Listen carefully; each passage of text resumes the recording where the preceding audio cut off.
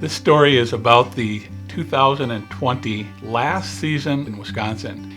And I drew a tag that started on May 20th. My turkey hunting mentor, Mike Nygren, who taught me 20 years ago how to turkey hunt, drew a out-of-state tag. But typical Mike, he's going to be late, so he's not going to be there for opening day. And I said, I'm not waiting for you. I'm going hunting. Whenever you get here, we'll start your hunt. So I had this great successful hunt that Nate filmed, and our friend Dan Shafter helped call and strategize how we harvested that bird. Went great. That was on May 20th, a Wednesday. That night, late at night, Mike arrives. The next morning I take him out. I'd never call the bird in for him. He was always calling birds for me and other people. I finally got my chance. I got a bird working early that morning, and actually Mike screwed up. He missed the bird. I told him where to go, I told him where the bird was, and he totally messed it up, and he just felt terrible about it. It wasn't 25 minutes later, we're out running and gunning, which is a fun way to turkey hunt. Actually, the way Mike taught me how to hunt in Western New York. And within a half a mile of my house, we see a hen cutting across a field. I bail out of my truck, hit a call, and back in the woods, get a gobble. So I tell Mike, I go, get your gun, let's go. We're gonna go after that bird. I grab a hen decoy, grab a face mask, and off we go into the woods. We find a little trail, a little opening. I set up the decoy. I tell him where to sit underneath this pine tree, get snuggled in there in the shade. I'll go back behind you and I'll start calling. I had a little box call, or a little push button call that I've had for 20 years. And I hit that, and for some reason that day, this particular gobbler loved that call. It was raspy, it was kind of ugly, but it worked. And on any given day, a tom will come to a certain call. This was one of those days. It was like the buck in the rut, he's coming.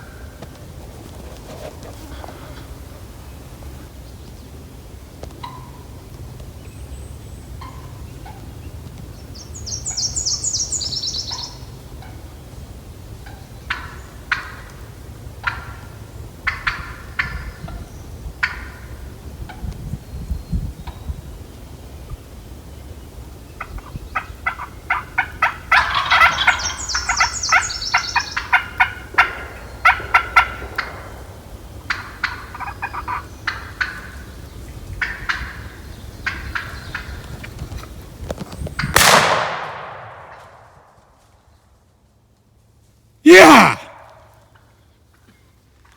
Woo! Don't let him get away. Get in there, Nygren. Mike,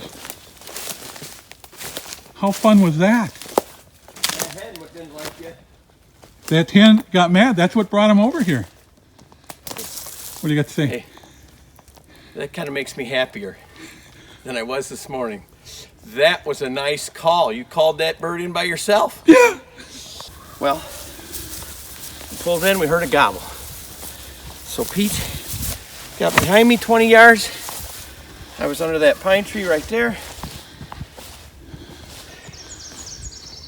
Took probably a half hour to call him in. He had a hen or two with him. Pete kind of ticked the hen off, and she came in, yelping her head off, getting mad. But then finally he came right in, just inside there. Beautiful hunt. Come on, Abby.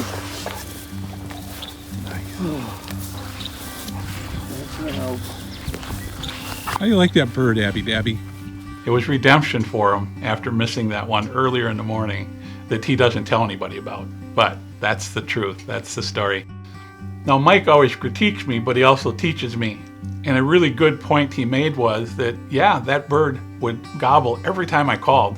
The problem is, a big tom coming isn't going to gobble and walk at the same time. So every time I would call, he would gobble. The bird had to stop. He would strut. He would turn. He would gobble. Then he'd start walking again. And it took him forever to get in because I called too much. So it does make sense. And of course, he always critiques me. You called too much. You called too loud. But I'll admit, it worked today.